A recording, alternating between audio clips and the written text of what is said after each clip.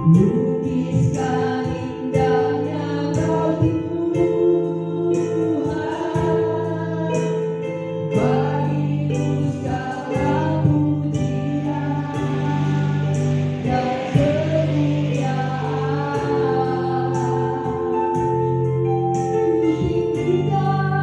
Ku tinggikan Engkau Tuhan,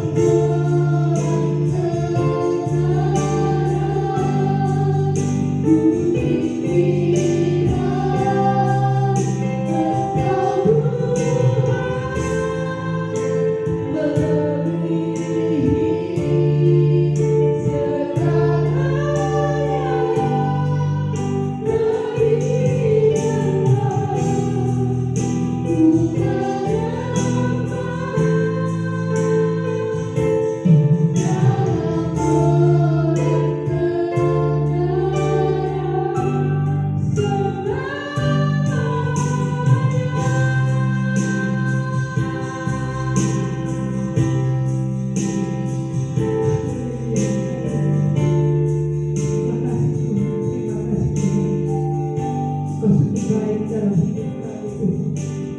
Terima kasih Tuhan, kami mau lebih memuji dan menaikkan syukur kami kepadamu Tuhan. Pujian kami Tuhan, biar kami naikkan dengan sepenuh hati kami, karena kami sudah menerima kebaikan-Mu Tuhan. Kami menaikkan syukur kami kepadamu Tuhan. Terima kasih Tuhan. Haleluya. Sedang kita bangkit berdiri, kita naikkan pujian syukur kita kepada Tuhan. Hari ini kita diberkati.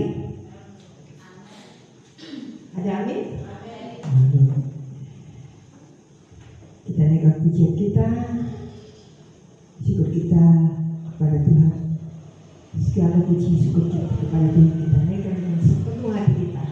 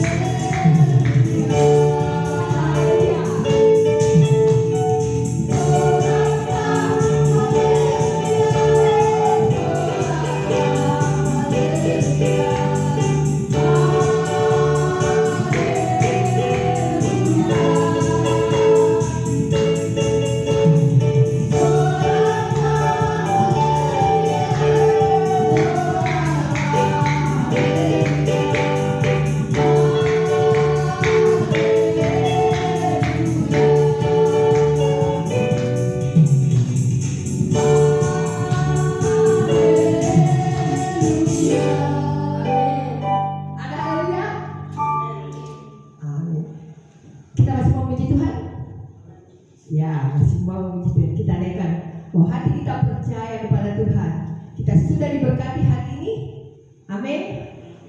Puji nama Tuhan. Kita naikkan pujian Hatiku percaya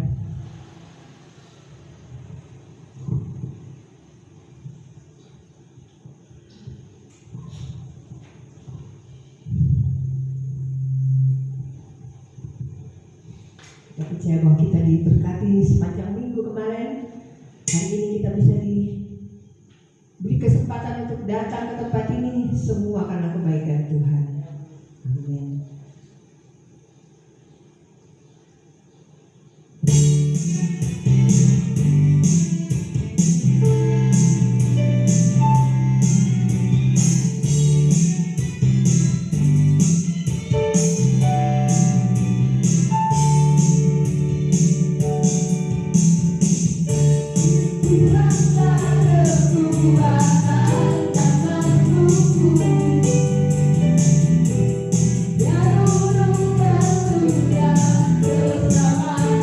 Thank you.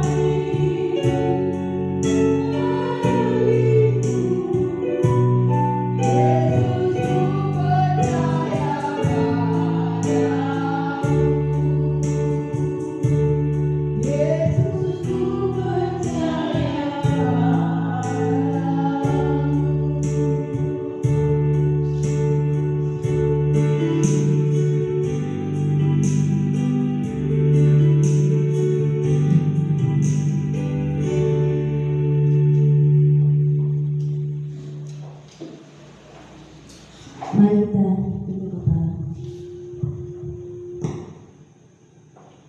Kami bersyukur Tuhan, seperti pujian kami bahwa dalam segala keadaan kami tahu Allah menyertai kami. Dalam segala situasi kami percaya pertolongan Tuhan dinyatakan dalam hidup kami. Pagi hari Tuhan, dengan sukacita kami ingin merenungkan firman-Mu supaya kami boleh memahami kehendak Tuhan dalam hidup kami. Kami siap mendengarkan, biarlah Roh Kudus-Mu menuntun dan menyertai kami. Dalam nama Yesus kami berdoa. Yang percaya berkata amin. Amin. Sekarang duduk kembali.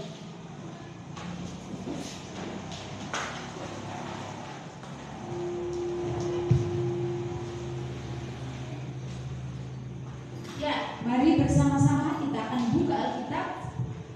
Kita akan buka firman Tuhan dari kitab Petrus. Kita akan baca firman Tuhan ini secara berbalasan supaya kita memahami kehendak Tuhan pagi hari ini. Kita akan buka dalam 2 Petrus pasalnya yang pertama, ayatnya yang ketiga sampai ayatnya yang ke-11. Saya akan baca ayat yang pertama, ayatnya yang ketiga. Bapak Ibu membalas saya dengan ayatnya yang keempat dan seterusnya. Kita akan membaca firman Tuhan dari surat Petrus yang kedua, ayatnya yang pertama, 2 Petrus pasal 1 ayatnya yang ketiga. Saya akan baca, saudara, ayat 4. Firman Tuhan, mari berdiri kita baca di dalam Alkitab, Alkitab kita. Ya, 2 Petrus pasal pertama ayatnya yang ketiga sampai 11. Saya akan baca ayatnya yang ketiga. Bapak Ibu Saudara membalasnya dengan ayatnya yang keempat. Firman Tuhan berbunyi demikian: panggilan dan pilihan Allah, kuasa ilahinya telah menganugerahkan kepada kita segala sesuatu yang berguna untuk hidup yang saleh oleh pengenalan kita akan Dia yang telah memanggil kita untuk kemuliaan dan kebaikannya. Yang keempat,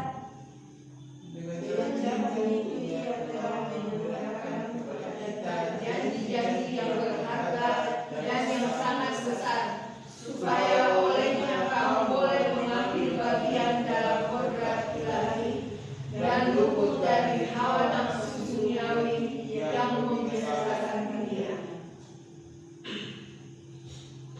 Ayat yang kelima, justru karena itu kamu harus dengan sungguh-sungguh berusaha menambahkan kepada imanmu kebajikan dan kepada kebajikan pengetahuan, dan kepada pengetahuan penguasaan diri, kepada penguasaan diri ketekunan, dan kepada ketekunan kesalehan, dan kepada kesalehan kasih terhadap saudara-saudara, dan kepada kasih terhadap saudara-saudara kasih terhadap semua orang. Sebab apabila semuanya itu ada padamu dengan berlimpah-limpah, kamu akan dibuatnya menjadi dia dan berhasil dalam pengenalanmu akan Yesus Kristus Tuhan kita. Namun siapa saja yang tidak memiliki semuanya itu menjadi buta dan picik, karena ia lupa bahwa dosa-dosanya yang dahulu telah dihapuskan. Karena itu saudara-saudaraku, berusahalah sungguh-sungguh supaya panggilan dan pilihanmu makin teguh, sebab jika kamu melakukannya, kamu tak akan pernah tersandung. Bersama-sama ayat 11, 23. Dengan demikian kepada kamu akan disediakan seluas-luasnya jalan untuk memasuki kerajaan kekal, yaitu kerajaan Tuhan dan Juru Selamat kita Yesus Kristus. Amin. Silakan duduk kembali. Bapak Ibu Saudara yang dikasihi Tuhan, kita sudah membaca kitab Petrus, 2 Petrus pasalnya yang pertama. Kemudian kita baca di pasal ayat 3 sampai ayat yang ke-11. Dan tema firman Tuhan pagi hari ini kita akan belajar tentang menata kehidupan. Mari kita katakan sama-sama, menata kehidupan. Menata kehidupan. Bapak Ibu Saudara yang dikasihi Tuhan, ketika saya belajar Tuhan ini serius dengan kehidupan kita, dan Tuhan pun ingin kita mengalami kehidupan yang tertata. Kita mengalami kehidupan yang berbeda. Suatu waktu ada seorang gadis berkata begini, saya susah sekali hidup ini. Saya rasa-rasanya mau mati. Terus saya coba tanya, apa masalahnya? Masalahnya adalah saya tidak pernah bahagia. Nah ini dia. Tentu mendengar ini mungkin kita mau tertawa terbahak-bahak, tetapi mendengar ini kita juga mikir, kok gak bahagia? Nah sementara kalau kita lihat situasinya harusnya dia baik. Artinya bahwa keadaannya baik, makan, sudah bisa makan, sudah bisa menikmati hidup. Tetapi dia bilang hidup saya gak bahagia. Satu sisi saya bertemu dengan pribadi pria yang kedua, saya tanya, bagaimana hidup? Saya stres. Stres? Ya, apa yang terjadi? Waduh, yang terjadi adalah saya tiap hari bertengkar dengan istri.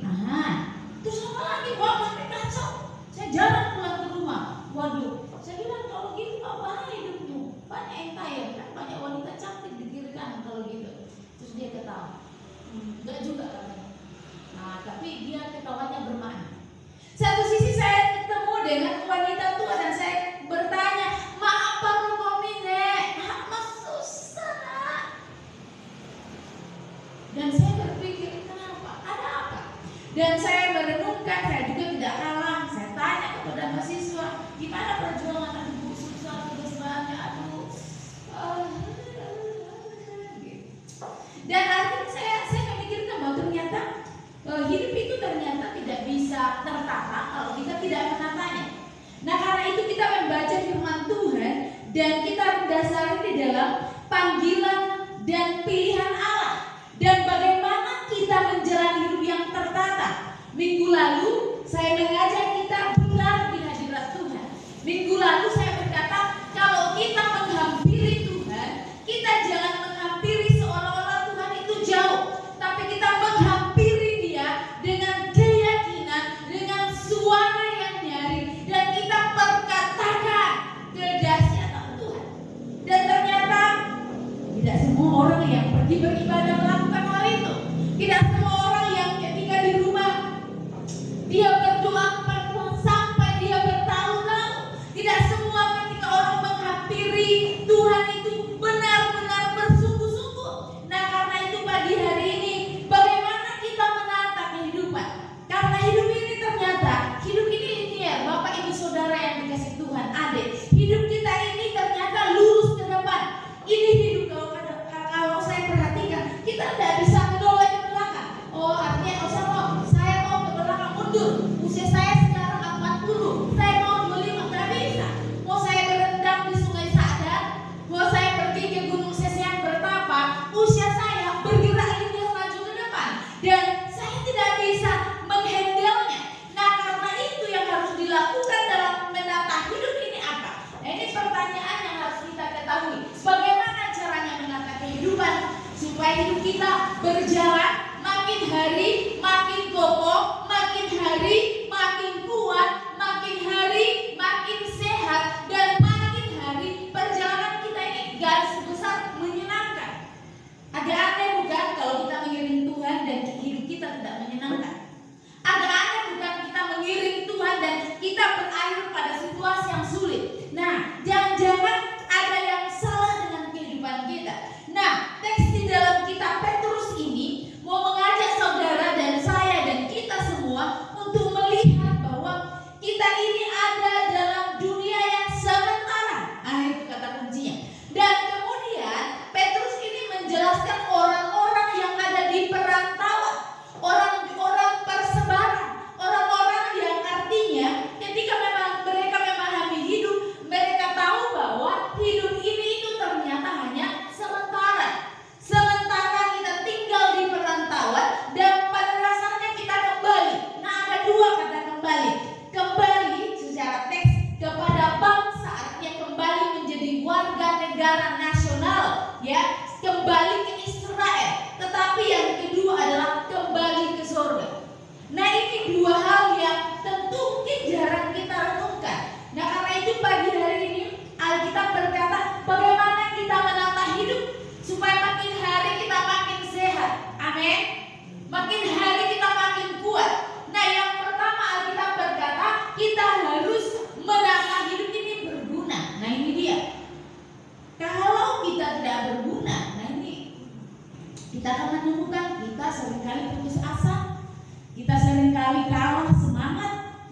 seringkali mengalami situasi yang benar-benar membuat kita itu rasa-rasanya kita tergeletak. Nah, karena itu Alkitab berkata mari menata hidup berguna. Jadi Alkitab berkata di dalam teks, karena kuasa ilahinya telah menganugerahkan kepada kita segala sesuatu yang berguna untuk hidup. Nah, ini dia.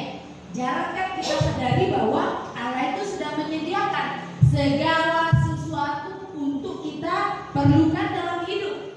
Nah, kenapa tidak berjalan dalam koridor yang baik? Kenapa tidak sesuai harapan kita? Nah, Alkitab berkata karena kita menjalaninya, situasi itu, keadaan itu, dan kita merasa bahwa kita mampu menyelesaikannya. Nah, ini kadang-kadang saya terkejut bahwa Tuhan itu bicara hal-hal yang kecil, sementara kadang-kadang pikiran saya terlalu besar. Kadang-kadang juga Tuhan berbicara hal-hal yang sederhana, tapi pikiran saya berbicara hal-hal yang tidak sederhana. Nah, karena itu Alkitab berkata kita diberi kuasa. Itulah yang minggu lalu saya mau mengajak kita bahwa ayo kita memahami kehendak Tuhan. Contoh sederhana, bangun pagi-pagi, terus kita teriak keras-keras. Gak bilang gak boleh kita teriak keras-keras pagi-pagi. Di dalam keluarga, gimana suami istri supaya tidak sering didengar tetangga suaranya yang merdu, dikecilkan. Biasanya kita marah, wah apa? Sekarang kita ganti, sayang, rasanya saya tertekan mendengar suaramu. Tidak mudah. Tetapi kita melatih menata hidup, artinya kita menata pertama itu di dalam hubungan kita dengan Tuhan. Banyak orang menghampiri Tuhan dan menganggap Tuhan itu jauh, itu satu. Kedua, menghampiri Tuhan dan hanya sekedar menghampiri. Tapi saya mau jemaat GBI di sini kita menghampiri Tuhan itu dengan sungguh-sungguh. Ketika kita menyanyi di hadirat Tuhan, kita bisa meraih, kita bisa masuk hadiratnya, dan kita bisa merasakan aliran surga itu terjadi. Bapak Ibu Saudara, menghadap Tuhan itu bicara person, bicara pribadi, bicara ondak kita di hadapan Tuhan minggu ini. Banyak orang beragama, yes, agamanya banyak agama di dunia ini. Tapi permasalahannya adalah apakah dia ketika dia menghadap yang maha kuasa itu, dia hidupnya itu ketika dia memuji, dia menyembah, dia terkoneksi dengan surga, sehingga ketika dia melakukan hal yang kecil di hadirat Tuhan, hal yang kecil dalam perjalanan hidup dia, Alkitab berkata dia dikenal di surga. Nah, karena itu Bapak Ibu Saudara yang dikasihi Alkitab mengajak kita memikirkan hidup yang harusnya kita pakai untuk melayani Tuhan. Berapa panjang usia kita tidak ada yang tahu. Tetapi yang pasti adalah hidup kita hari demi hari akan berkurang. Itu kata Alkitab. Jadi kalau ada orang ulang tahun kan, kalau masih kecil itu faktanya bertambah umurnya, itu kan hanya kita ya. Tapi sesungguhnya batas waktu yang dikatakan Musa 70 tahun itu berkurang tiap hari. Berkurang. Nah, ketika berkurang, kita ini harus memahami bahwa pastinya kita akan kembali. Nah, karena kita tidak tahu hari esok, waktunya, nah mari kita kerjakan hari ini. Amin. Kita ibadah, kita menghadap Tuhan itu bukan karena kita kuat, bukan karena kita mampu, bukan karena kita merasa wah saya pintar, tapi kita menghadap Tuhan hari ini. Alkitab berkata karena kita masuk, kita mencari pelataran Allah, dan kita berkata seperti Daud berkata, lebih baik satu hari di pelataran Tuhan. Di luar sana banyak hal yang kita bisa kerjakan, tapi Alkitab berkata yang berguna itu adalah ketika kita menghadap Tuhan dan hidup kita mengalami yang namanya perubahan. Kita menghadap Tuhan dan keadaan kita berbeda, makin hari makin berbeda. Kalau keadaan berbeda artinya makin baik. Ada yang tidak benar kita perbaiki satu-satu, nggak bisa memang semua dibaiki, tapi perlahan-lahan kita tata makin baik. Yang paling penting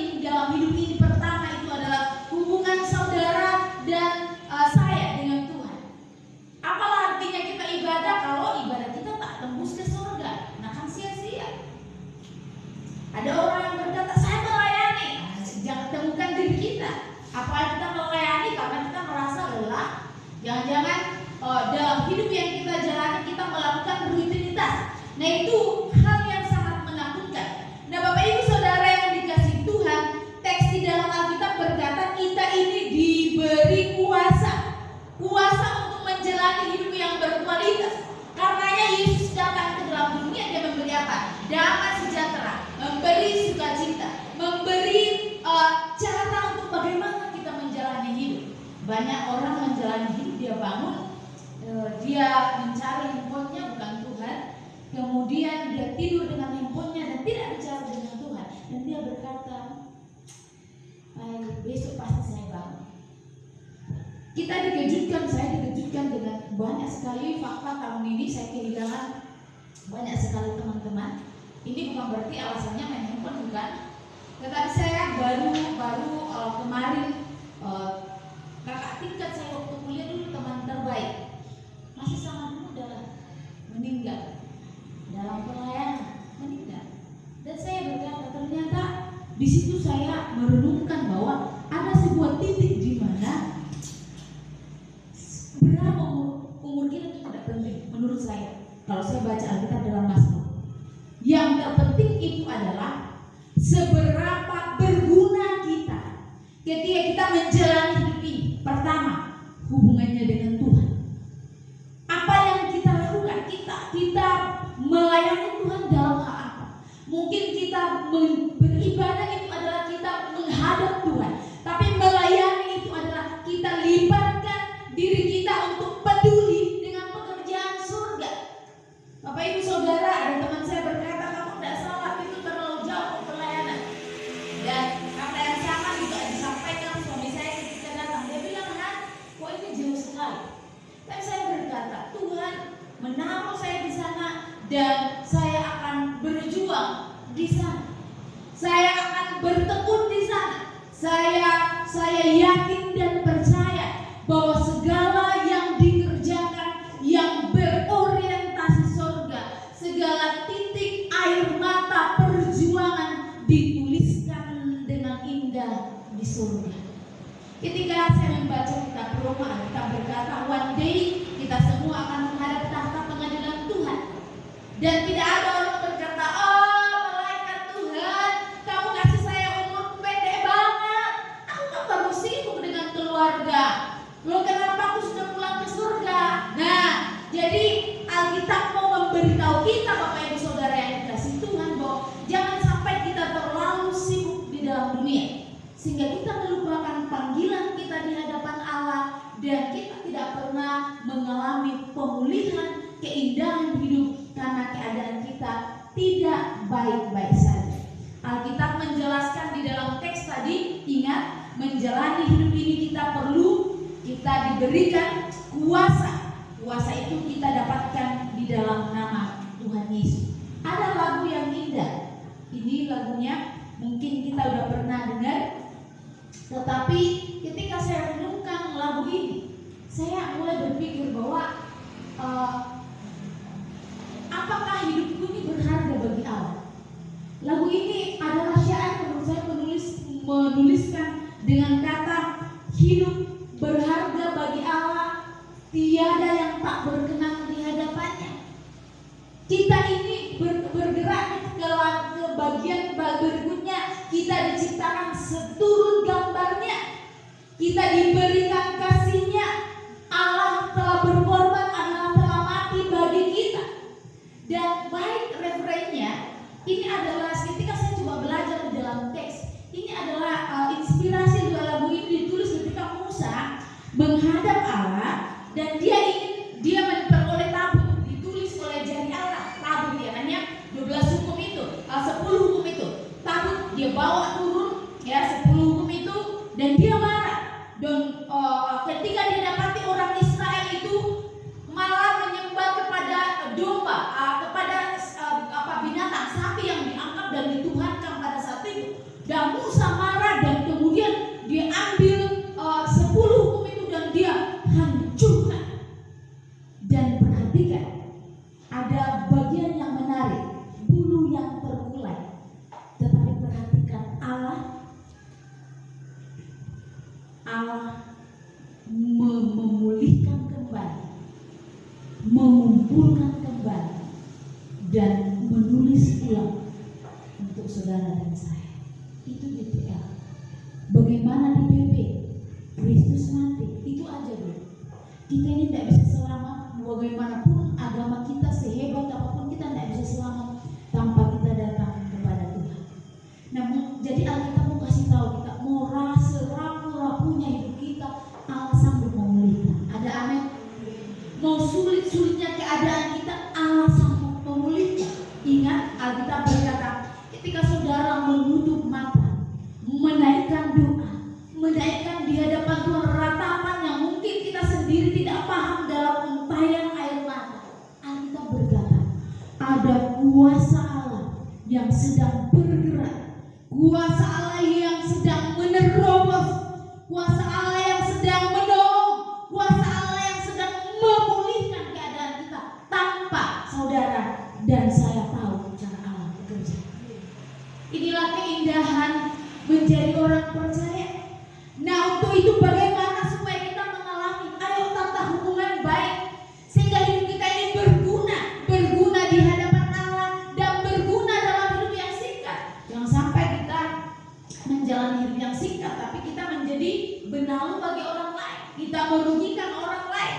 Kita berdiri dan terus bergerak, Tuhan pulihkan hidup saya, Tuhan tata ulang hidup saya.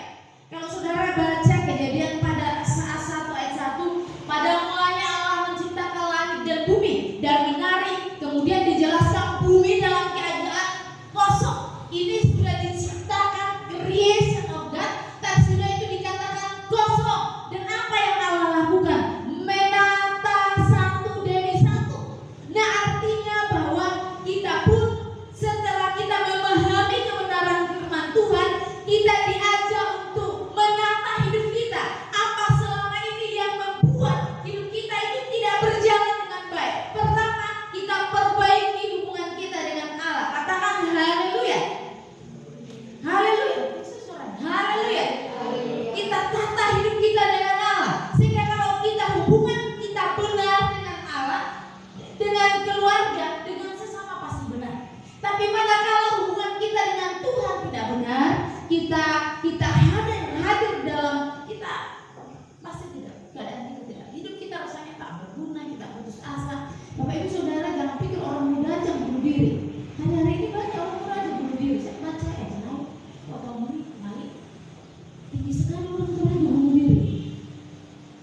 Dan ini Bapak Ibu Saudara, kita ini ada di tengah-tengah kota yang gereja kiri kanan depan belakang kan, kita kan dikurung dengan bangunan gereja. Tapi kalau saudara baca berita, saya baca Tribunnya Toraja, banyak sekali orang tua bahkan anak dan orang muda. Yang paling mengerikan adalah orang muda banyak sekali meninggal. Kemudian saya coba cari masalahnya apa, dan ternyata drugs, minum, obat, free-sex, dan berakhir dengan sangat menyedihkan. Kekasih Tuhan, mari miliki hidup yang berguna. Karena kalau tidak berguna, rugi sekali kita jalani hidup ini. Pagi hari ini kita memilih ada di altar Tuhan, dan kita mau berdoa bahwa hidup kita ini ke depannya jauh lebih baik, jauh lebih indah, dan jauh lebih menyenangkan. Ada amin? Berguna untuk kekekalan. Kita jalani hidup berguna dalam hubungan dengan Tuhan kita dikenal. Yang kedua, dalam hubungan dalam menjalani hidup ini kita didapati dalam keadaan yang baik. Kemanapun saudara pergi, saudara dan saya menginspirasi orang lain. Nah, yang kedua, ini penting, menata hidup kita terjaga. Nah, ini seringkali bagian yang kita tidak perhatikan. Jadi kalau kita terjaga itu artinya kalau kita baca di dalam teks, seringkali ya terjaga. Teks berbicara jangan sampai kita ada dalam hawa nafsu, ya. Kita terikat oleh perangkat setan. Kita melakukan berbagai hal yang membuat Tuhan tidak menyenangkan, masyarakat tidak senang, ya kan ya. Kemudian juga kita tidak pernah merasa bahwa kita adalah bagian dalam lingkungan, dalam tempat kita tinggal. Kita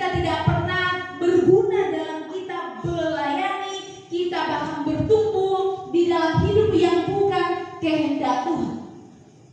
Terjaga artinya begini, menata ulang hidup itu kita sudah tahu. Hubungan pertama benar, tata ulang hidup kita, ya. Kita menata hubungan dengan Tuhan, kita menata ulang hubungan dengan lingkungan kita. Kemudian kita terjaga. Artinya jangan sampai kita ada di situ teks ini karena mereka ini ada di perantauan. Jangan sampai mereka ini orang-orang yang dipilih ditetapkan Tuhan ini terkontaminasi. Nah, bayangkan kalau air itu air bersih kita tambahkan 1 tetes darah, yakin tidak akan ada yang minum. Nah, hidup itu kayak gitu. Ini sudah bersih, tapi kadang-kadang kita tidak menjaganya sehingga hidup kita ini jumpalitan, hidup kita ini jadi kacau, hidup kita ini tidak baik. Kenapa? Tidak enak sama tetanggaku, nah kan? Tidak enak apa kata orang. Kita seringkali hidup dengan mengandalkan kata-kata orang. Nah, Alkitab berkata kepada kita, ayo perbaiki hidup, ayo terjaga supaya kita jangan jatuh dalam berbagai hal yang menakutkan. Oleh karena itu di teks dikatakan, ya, mari kita tambahkan iman supaya kita jangan mudah terpengaruh, kita terjaga, ya. Jangan sampai kita ada dalam pengetahuan, ada dalam kebajikan yang tidak didasarkan kepada firman Tuhan. Tetapi Alkitab berkata, ayo kita melayani dan meluputkan diri dari hal-hal yang menyusahkan hidup. Dalam hidup ini kita mudah menipu orang, kita mudah berbohong, kita mudah mungkin tidak mabuk, ya kan, ya. Kita mudah merugikan diri sendiri. Nah, kita berkata, ayo terkejut, ayo terjaga, ayo kita perbaiki hidup, ayo kita jangan ada di sana. Karena kalau saudara dan saya ada di sana, maka saudara akan masuk dalam putaran lingkaran setan yang sangat menakutkan. Dan ini jarang sekali orang bisa keluar terluput, karena orang lebih cenderung mengikuti apa yang menjadi keinginan hatinya. Mulai hari ini kita berkata, ada tetangga datang, oh adik kan, ya kan, mulai start gosip nih. Kita berkata, ya oke, ya oke. Jangan sampai kita ikut, oh iya, wah itu makin kacau gitu kan. Nah, karena itu kita mau mengajak kita bahwa Bapak Ibu Saudara yang dikasihi Tuhan, putaran yang benar, ya kan, ya, dalam Tuhan akan membuat kita maksimal. Artinya kita tahu dalam hidup yang kita jalani kita harus senantiasa berjaga-jaga. Kadang-kadang ada orang-orang yang melemparkan hal-hal yang busuk dalam hidup kita, jangan diambil. Ada kadang-kadang ada orang yang menaburkan hal-hal yang buruk dalam perjalanan kita, hindari. Nah, kita selalu mengajak kita. Alkitab kalau kita baca Mazmur, dia berkata jangan dulu dalam kumpulan pencemooh. Jangan tinggal sama orang-orang yang tidak berpengalaman. Jangan pergi sama orang-orang yang tidak menaikkan keyakinan, yang tidak hidup dalam takut akan gentar akan Tuhan. Perhatikan Bapak Ibu Saudara yang dikasih Tuhan. Tuhan ingin hidup kita ini makin hari makin baik. Amin. Makin hari makin menyenangkan. Tuhan ingin hidup kita ini berguna. Tuhan ingin hidup kita ini tetap terjaga. Tuhan ingin ketika kita menjalani hidup ini kita tidak terhalang oleh hal-hal yang ada di sekeliling kita. Bapak Ibu Saudara, kadang-kadang kalau kita menghampiri Tuhan, kita kadang-kadang berkata, Allah tidak berguna, Allah tidak penting. Tapi tahukah Bapak Ibu Saudara bahwa ketika kita menghampiri Tuhan, kita belajar firman Tuhan, kita tahu ini berguna ya dalam hidup saya. Oh, ini saya perlu yang melakukan yang baik. Kebaikan itu kepada keluarga saya, kebaikan itu kepada teman saya, kebaikan itu kepada orang-orang yang saya cintai. Nah, jika kita bertemu dengan orang yang bawaannya negatif, orang yang bawaannya enggak baik, orang yang bawaannya bahasanya ya dalam filosofi Bali itu angkara murka, ya kan, ya, hidupnya dihiasi oleh angkara murka, jangan-jangan dia tidak terjaga. Kita ikut menjadi murka, kita ikut jadi tidak baik karena hidup kita yang tidak terjaga. Dan Bapak Ibu Saudara yang dikasih Tuhan, dan yang terakhir, kalau kita baca teks bagaimana kita menata hidup, ini yang paling penting dengan Tuhan, kita perbaiki hubungan, kemudian dengan sesama, dan yang terakhir menata hidup tidak berhilang. Ibadah itu kadang-kadang kita berpikir ibadah itu tak berguna, tapi Alkitab berkata ibadah itu jika dilakukan dengan tekun membawa manfaat. Itu akan membuat saudara bertumbuh makin hari makin baik.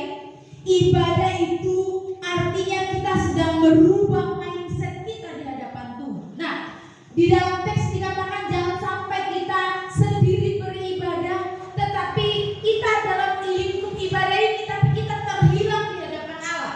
Nah, ini yang saya takutkan. Makanya saya seberapa yang hadir, saya selalu antusias, saya selalu bersemangat menyiapkan firman Tuhan, karena saya tidak mau ada orang yang masuk di dalam persekutuan kita, Bapak Ibu Saudara, bahkan saya, tetapi kita ada di sini nih posisi padang apinya. Ya, kita berjalan dan kita tidak terjaga, kita tersandung, api kita padam di hadapan Tuhan dan perlahan-lahan hilang dan kita des. Tidak ada yang bisa menyelamatkan itu. Tidak ada yang bisa menolong kita. Nah, karena itu Bapak Ibu Saudara yang dikasih Tuhan, ajaran firman Tuhan dalam Petrus ini dijelaskan dengan kata yang menarik. Dengan demikian kepada kamu akan disediakan seluas-luasnya jalan untuk memasuki kerajaan kekal, yaitu kerajaan Tuhan dan Juru Selamat kita, Yesus Kristus. Senang kalau kita berkata, Pak Sabtu pemakaman telah kembali kepada Tuhan. Kadang-kadang kalau saya dulu disebut benar nggak dia kembali kepada Tuhan. Itu doa kita sebagai hamba Tuhan. Kadang-kadang kita benar nggak? Siapa yang tahu hidup dia? Ada seorang kakek yang mati dalam pelukan wanita. Bingung kita mau bilang kembali ke sana, mau kembali ke mana? Harus dilayani persegi gereja. Oke. Kita naikkan pujian, kita naikkan penyembahan. Tapi ingat loh, nah kalau dia tidak dikenal di surga, ya enggak akan ada. Iya kan? Mau dipotongkan kerbau ya Bu ya, enggak ada guna. Mau dipotongkan babi, enggak akan berguna. Kita mau mengadakan upacara sebulan karena kita ini adalah orang raja yang tradisinya kuat, tak berguna. Kadang-kadang itu dalam ratapan saya, kalau saya duduk ya, kalau saya menghadiri acara kematian, saya berpikir, Bapak si A ini benar nggak kembali ke surga? Karena kalau saudara pelajari Alkitab, saya rindu mungkin bulan ke depan saya ingin mengadakan seminar di sana tentang akhir zaman.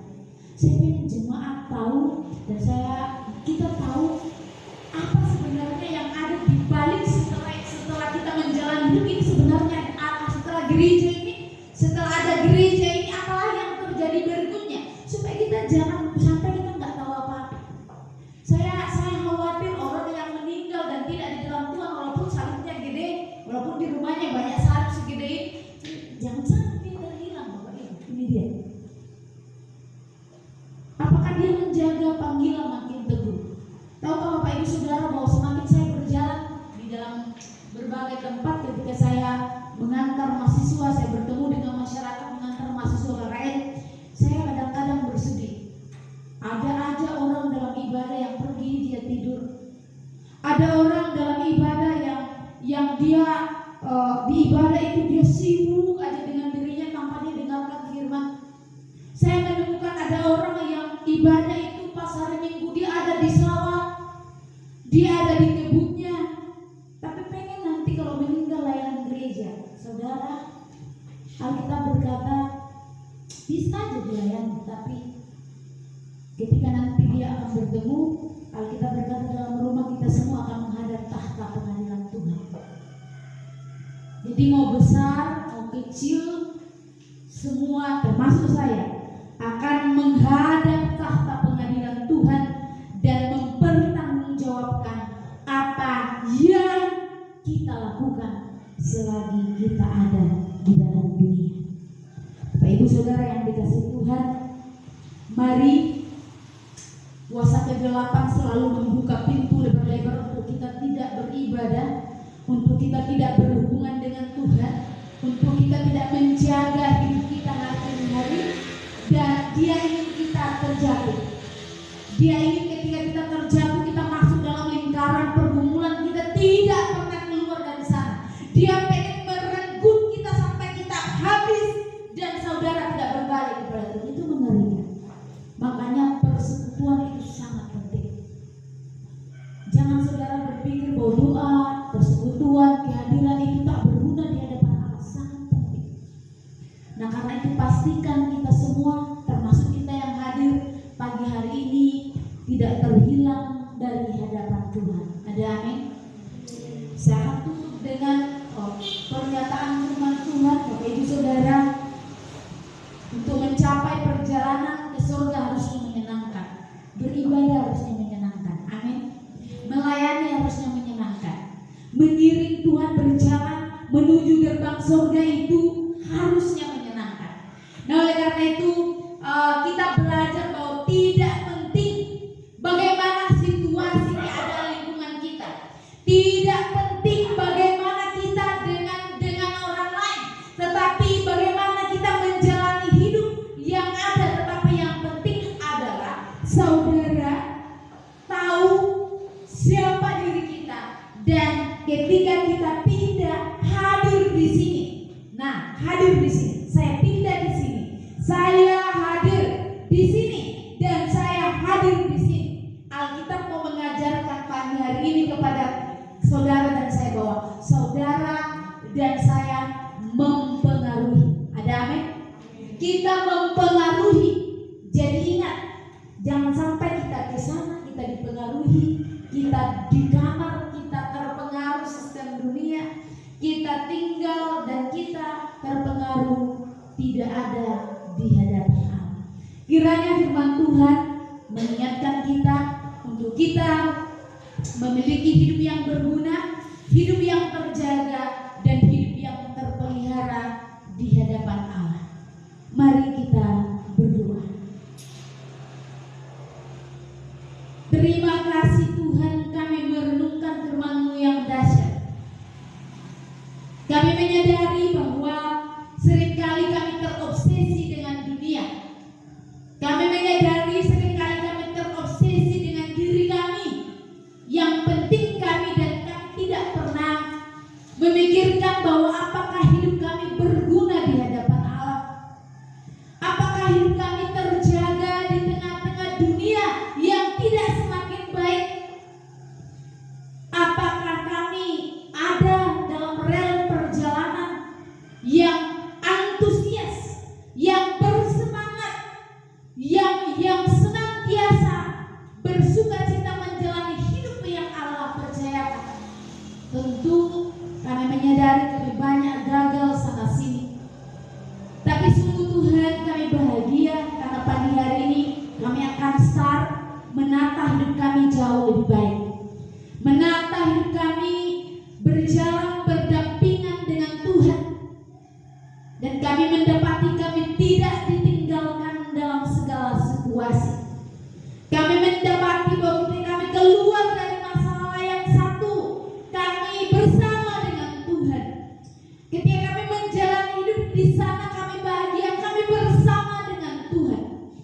Ketika kami dulu bersama dengan orang lain, kami di sana terjaga, membawa teman sahabat kami berjalan ke gerbang surga. Firman yang indah biarlah tertanam dalam hati kami. Kami bangkit menjalani hidup kami yang berguna, yang berkenan, yang tertata bersama dengan Tuhan. Roh Kudus memeteraikan dalam Kristus kami berdoa. Kita yang percaya berkata, amin. Saya kembalikan kepada worship leader.